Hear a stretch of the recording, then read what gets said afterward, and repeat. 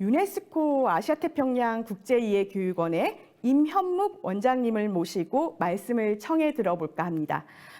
임현묵 원장님께서 계시는 유네스코 아태교육원은 아시아태평양 지역 내 국제이해교육 증진과 세계시민 교육을 장려하고 있는 곳인데요. 지구촌 사회의 지속가능한 발전이라는 공동 목표를 달성하기 위해 교육에 주안점을 두고 있는 곳입니다. 예술을 통한 세계 시민 교육으로 만들어가는 공감과 공존의 세상이라는 주제로 임현묵 원장님의 기조 강연 청해 듣겠습니다. 네, 안녕하세요. 유네스코 아시아 태평양 국제이해교육원에서 일하고 있는 임현묵입니다. 오늘 저는 예술 기반 세계 시민 교육으로 만들어가는 공감과 공존의 세상에 대해서 말씀드리겠습니다.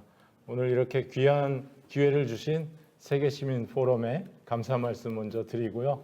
또 오늘 화상을 통해서 여러분을 만나 뵙게 돼서 너무 반갑습니다. 제가 오늘 드릴 말씀은 먼저 이 오늘날 국내외 상황이 어떻게 되고 있는지 그걸 좀 말씀을 드리고 그걸 바탕으로 해서 평화 공존을 위한 유네스코 세계시민 교육에 대해서 세계시민 교육을 유네스코는 어떻게 바라보고 있는지 또 세계시민 교육의 의미는 무엇인지 말씀드린 다음에 예술 교육과 사회 정서적 공감 능력 함양 마지막으로 말씀드리겠습니다.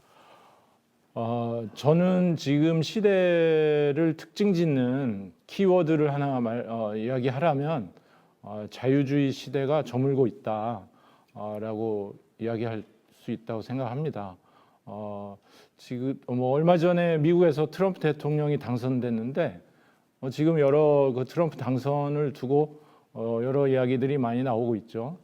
근데 저는 이 트럼프 당선을 어떤 그 개별 사건으로 이해할 것이 아니고 일련의 그 이어지는 사건들의 흐름 속에서 바라볼 때 그 의미를 더 잘 포착할 수 있다 생각을 하는데요. 지금 정치적으로는 우크라이나 전쟁이 지금 2년 넘게 거의 3년 가까이 계속되고 있죠.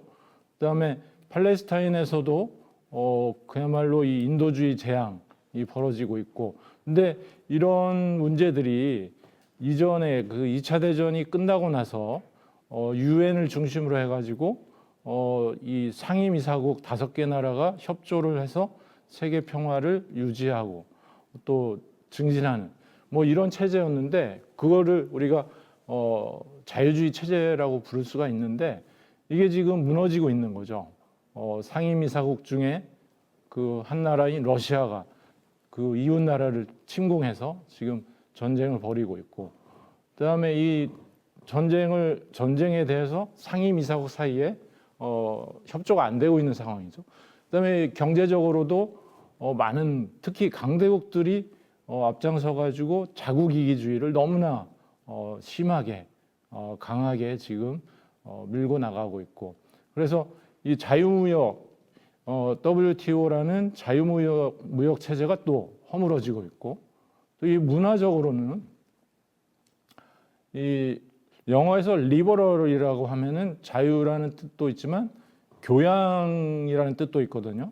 그래서 리버럴 아츠 하면은 그 교양, 교육 이런 뜻이 있는데, 그래서 지금 이 우리 한국도 마찬가지고 이 세계를 둘러보면은 어떤 이 정치 지도자들이 교양 이런 품격 이런 거를 다 이제는 다 집어 던지고 아주 그 뭐라고 할까요? 그 아주 그 언어도 상당히 거친 언어를 쓰고 있고, 그래서 이런 전체적으로 정치, 경제, 문화적으로 이 자유주의가 무너지고 있다. 이렇게 저는 현재 시대 상황을 이해를 하고 있는데, 그러면 이 자유주의 시대가 무너지고 난 다음에 앞으로 다가오는 시대는 어떤 시대가 될 것이냐. 여러 사람들이 아주 비관적으로 보는 사람들은 지금 AI다, 또 기후 재난이다, 또 지금 핵무기가 계속 늘어나고 있죠. 그래서 이런 것들 때문에 비관적으로 보는 사람들은 뭐 인류가 앞으로 멸망할 것이다, 뭐 이런 이야기도 하는데, 아무튼 지금 앞으로 다가올 시대가 어떤 시대가 될지 상당히 불투명합니다.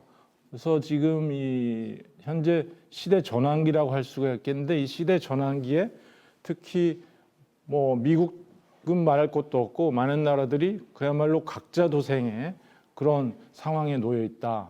그래서 지금 대혼란이 벌어지고 있는 것이 아닌가, 그렇게 보겠는데, 단적인 예를 들자면 뭐 지금 최근에 유럽에서 벌어진 선거 결과를 놓고 보면요, 그 극우 정당들이 상당히 많이 지금 표를 얻고 있습니다.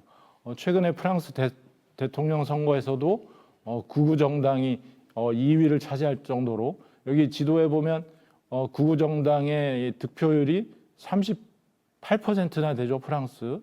그다음에 이탈리아도 지금 38%. 그다음에 폴란드, 뭐 헝가리, 뭐 이런 나라들, 동유럽 국가도 상당히 그 극우 정당의 득표율이 상당히 높고요. 그다음에 어떻게 보면 지금 트럼프가 내세우고 있는 정책, 트럼프가 이번 선거에서 가장 목소리 높여서 내세운 정책이 불법 이민자를 추방하겠다는 거 아닙니까? 군대까지 동원을 해가지고 불법 이민자를 다 내보내겠다. 뭐 이런, 저기 보면은 그 불법 이민자를 그 추방한다는 그런 슬로건이 보이는데, 이런 그 이민 반대를 내세우는 극우 정치가 세계 곳곳에서 지금 부상하고 있는 상황이고요. 자, 이런 이 정치인들이, 그러면 극우 정당들이 왜 이렇게 표를 많이 얻고 있는가, 그 내면을 들여다보면은 2000년 이후로 여기 그래프에 보면은 파란색이 국가 내부의 경제 불평등인데요. 2000년 이후로 이 국가 내부의 불평등이 상당히 높게 올라가는 걸 볼 수가 있습니다. 이렇게 경제가 양극화되니까 많은 그 중산층이 붕괴하고, 이 서민들 입장에서는 너무나 살기가 어려워지는 거죠. 그렇다 보니까 뭔가 이 삶의 고통, 뭐 이런 그 불안감, 이런 게 증폭되고, 그런 가운데 뭔가 이 희생양을 찾으려는 그런 심리가 작동을 하는 거죠. 거기에서 지금 우리를 이렇게 어렵게 하는 주범이 누구냐? 이주민이 너무 많이 들어온다. 이런 심리가 지금 확산되고 있는 것이 아닌가, 그런 상황. 자, 그러면 지금 극우 정당들이 막 부상을 하고 있고, 그런 가운데 이 무력 분쟁이 엄청나게 늘어나고 있거든요. 여러 가지 뭐 우크라이나 전쟁, 팔레스타인 전쟁, 뭐 이런 것도 있지만 우리가 거기에 지금 시선을 집중해서 그렇지, 다른 곳고 뭐 수단이든 뭐 이런, 지금 지구촌의 여러 곳에서 무력 분쟁이 벌어지고 있습니다. 그래서 2차 대전 종전 이후에 이 무력 분쟁의 수가 지금 최고에 달했다. 지금 이 그래프에서도 뚜렷이 나타나고 있죠. 2차 대전 이후에 세계 곳곳에서 벌어지고 있는 무력 분쟁의 수가 최고치에 달했다. 그런 가운데 지금 한국은 뭐 세계에서 지금 인구 감소 속도가 가장 높은 나라, 세계 1위를 차지하고 있는데, 장기적으로 보면요, 한국뿐만 아니라 다른 나라도 이 인구가 감소하는 추세에 지금 들어가 있습니다. 이 그래프에 보면요, 1950년부터 2100년은 이제 추정을 하는 거죠. 장기적인 추세를 보면은 인구 증가율이 쭉 떨어지는 걸로 나옵니다. 그 이 이야기는 뭐냐? 물론 당분간은 세계 인구가 한 100억 이상까지 올라갈 겁니다.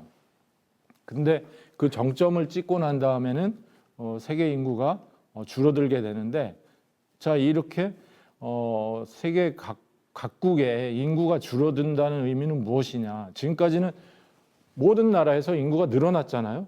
그래서 우리 경제, 사회 모든 시스템이 이런 인구 증가를 기반으로 지금 짜여져 있습니다. 근데 이런 상황에서 인구가 줄어들기 시작하면 여러 가지 문제가 발생하겠죠. 우리가 거기에 대비해서 제대로 정책을 변화시키고 여러 가지 대응책을 세우지 않으면 사회적으로 엄청난 혼란이 발생할 수밖에 없겠는데, 그 중에 하나가 바로 이거죠. 자, 모든 나라에서 인구가 줄어들면 모든 나라가 외국 인력을 확보하려고 경쟁에 나설 겁니다.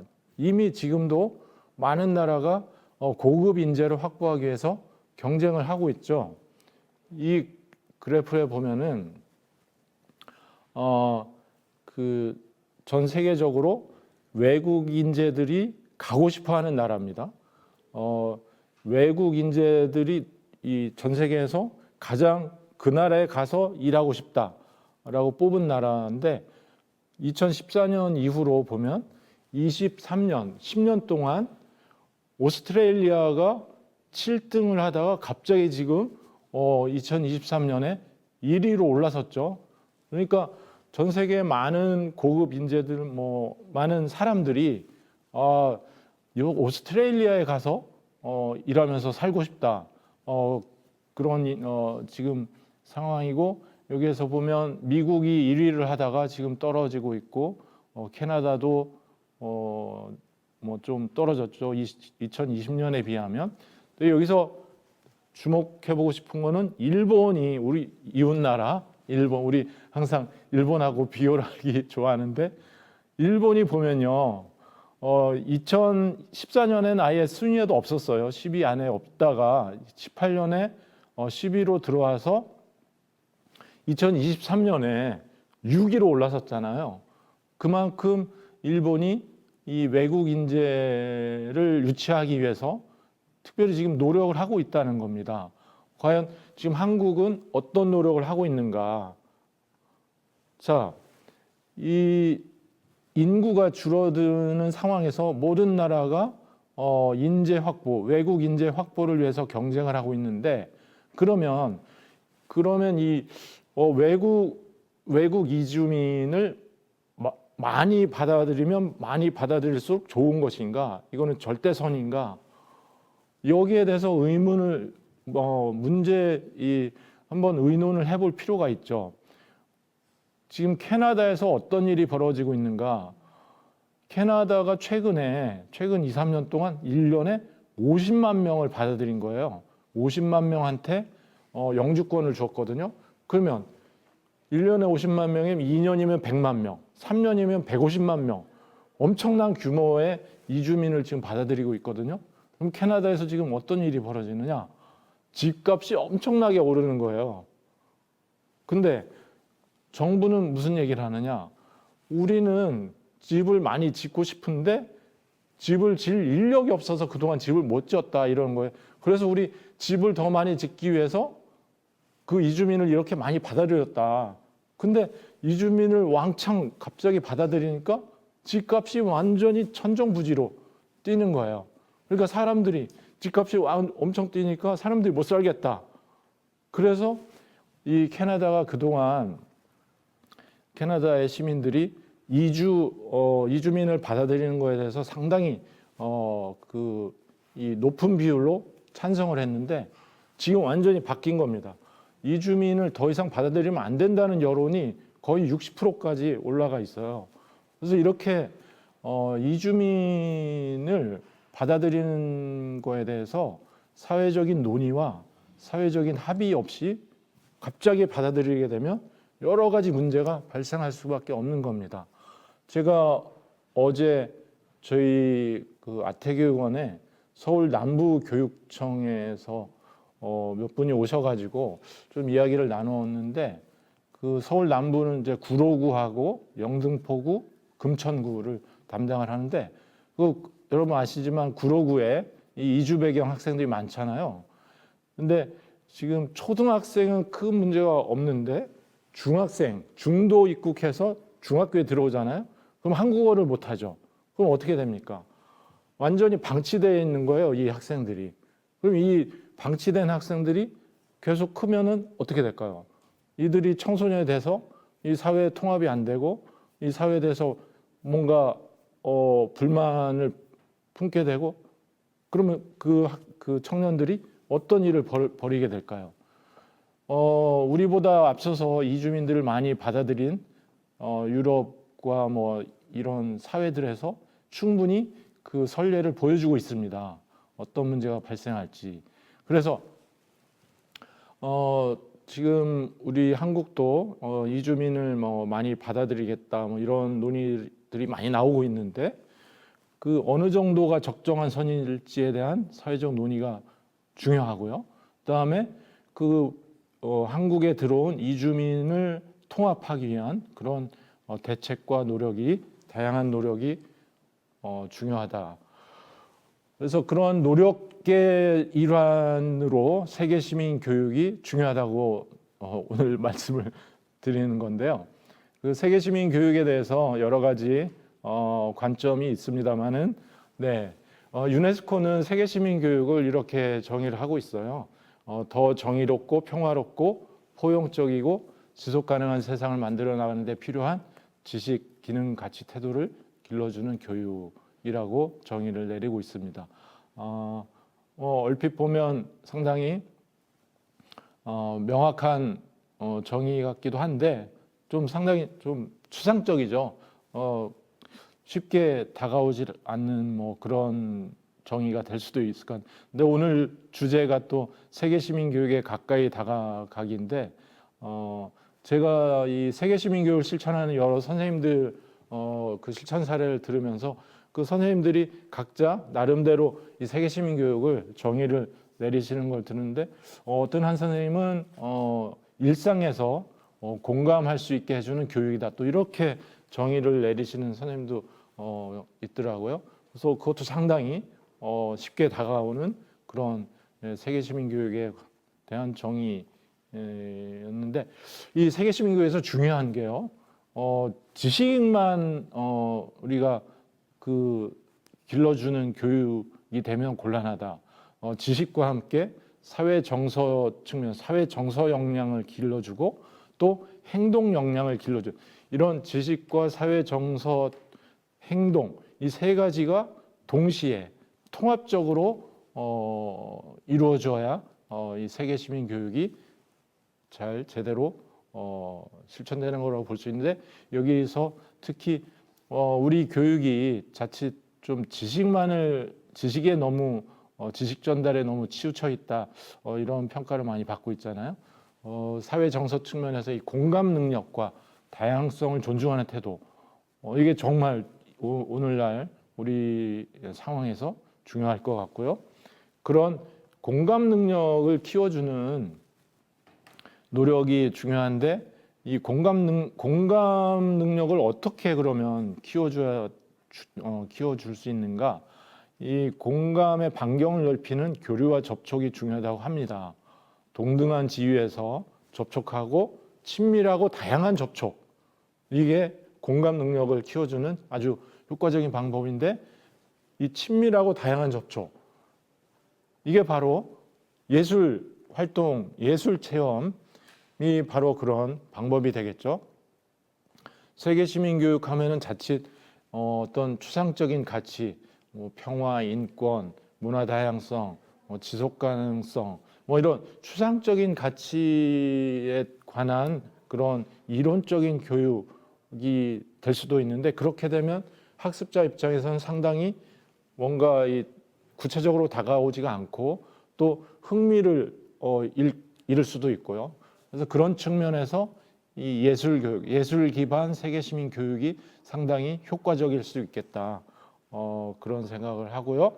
마지막으로 그러면은 이 사회 정서적 공감 능력 함양을 위한 예술 교육 어떤 그 방향, 어떤 원칙이 중요할까?